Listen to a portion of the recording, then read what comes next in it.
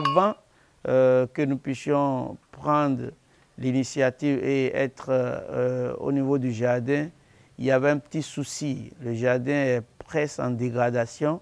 Donc l'ONG, avec son arrivée, a contribué à nettoyer, à commencer le nettoyage au niveau du jardin et à identifier les ressources qui sont au niveau du jardin. Mais on ne va pas s'arrêter là, on s'est dit, il ne sert à rien de rénover, de restituer ce qu'il y a au niveau du jardin. Tout ce qu'il y a comme des petites œuvres qu'il y a au niveau du jardin, nous avons pu les réaliser. La petite période d'entrée au niveau du musée qui était en dégradation, nous avons reconstruit. Et les pans de murs, on a pu refaire la clôture, les murs de façade pour permettre à celui qui vient au niveau du jardin de voir à travers l'image ce qu'on peut déjà retrouver au niveau du jardin.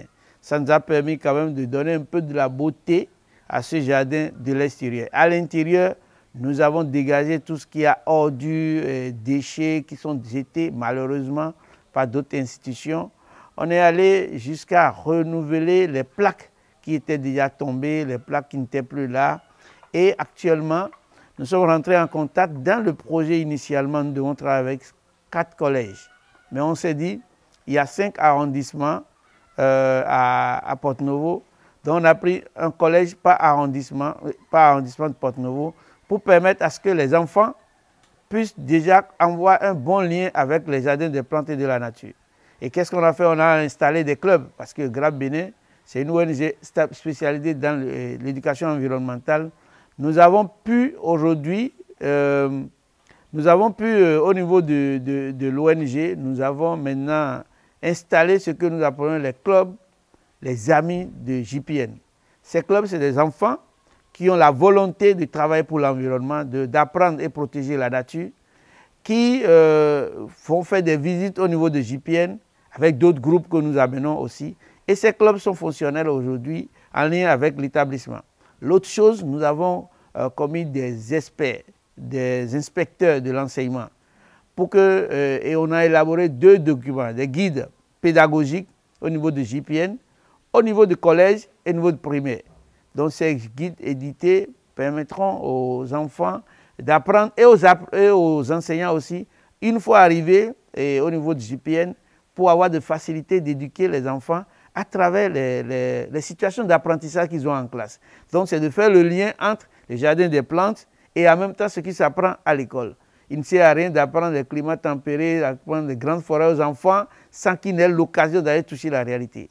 La théorie théoricienne par rapport à la nature ne marche pas. Donc on a dit à travers ce projet, c'est de mettre les enfants en lien avec JPN. Et au-delà de ça, nous avons déjà plus d'une trentaine de clubs nature et culture que l'ONG formait.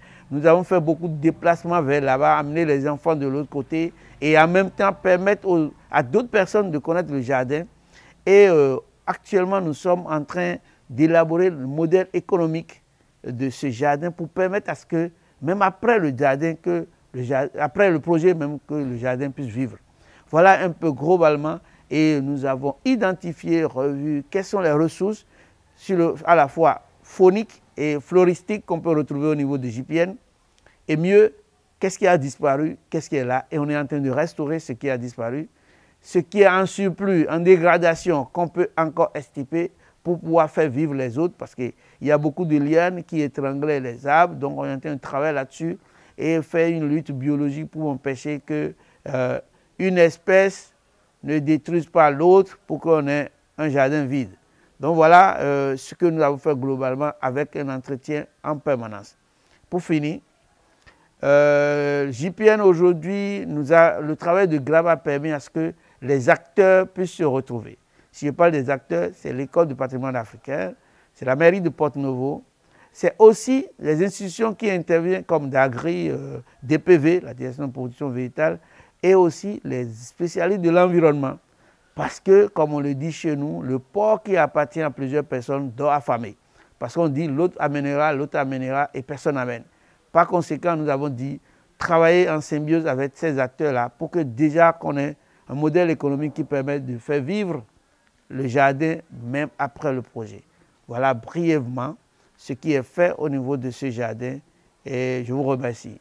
Et je ne vais pas finir sans dire merci pour l'opportunité qui nous a été donnée par l'ambassade de faire revivre ce jardin. C'est vrai qu'il reste encore des choses à faire, mais ce pas a permis à ce que des gens puissent davantage avoir un regard sur ce jardin, avoir déjà le flair pour dire « Ah, il faut qu'on puisse agir avant que ça ne soit trop tard ». Et je pense qu'il y a une prise de conscience et on le remercie, l'ambassade de France, tous ceux qui ont contribué à ce que nous puissions réaliser. Je dis, il reste à faire, mais je dis, il y a un grand pas qui est fait pour ce jardin. Nous les remercions pour cet accompagnement, ce financement.